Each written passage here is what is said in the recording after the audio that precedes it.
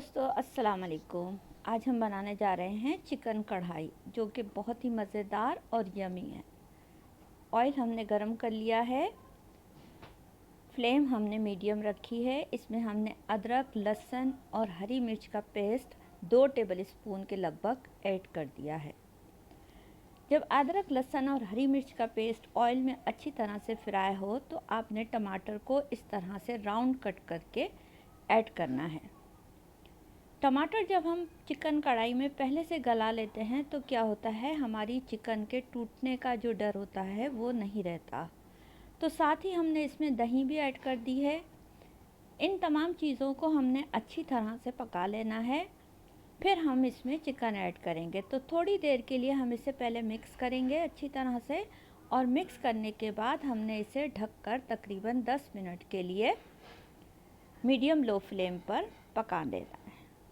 उसके बाद हमने इसे पका लिया। अब हम इसमें अपनी चिकन जो कि हमने धो कर रखी थी वो हमने ऐड कर दी। चिकन हमारी पक रही है, साथ में हमने इसमें मसाले ऐड कर दिए, जो कि 1 टेबल स्पून के लगभग पिसी लाल मिर्ची, 1 टेबल स्पून के लगभग कुटी लाल मिर्ची और 1 टीस्पून के लगभग हल्दी हमने इसमें ऐड की है। नमक भी आप अपने टेस्ट के अकॉर्डिंग ऐड कर सकते हैं। तमाम चीज़ें ऐड कर दी थी। वो तमाम मसाले हमारे चिकन के साथ अच्छी तरह से पक रहे हैं और चिकन अब हमारी 65% तक टेंडर हो गई है। चेक करते रहेंगे हम अपनी चिकन को। तो चिकन हमारी जो है वो पक रही है। हमने इसे ढक के और कुछ देर के लिए पकाने के लिए रख दिया है। फिर हम खोल के ढक्कन को चेक करेंगे कि हमारी चिकन कहाँ तक रेडी हुई है।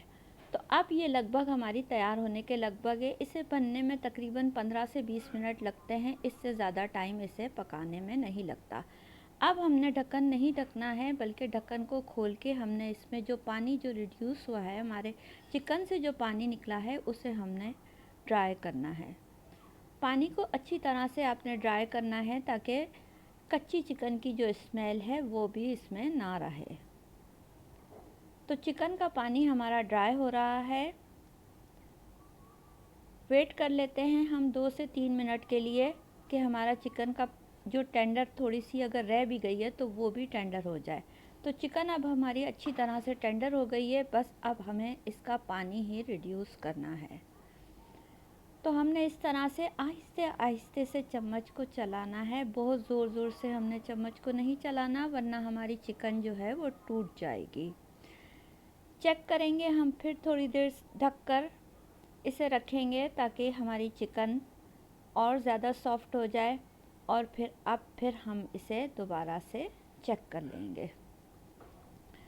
तो चिकन का पानी हमारा तकरीबन 80 से 85% तक रिड्यूस हो चुका है और ये तकरीबन अब हमारी रेडी होने के लगभग हो गई है। चिकन कढ़ाई हमारी रेडी होने के लगभग हो गई है। हम इसे थोड़ा सा हिलाकर देख लेंगे कि ये कहाँ तक हमारा प्रोसीजर पहुँचा है।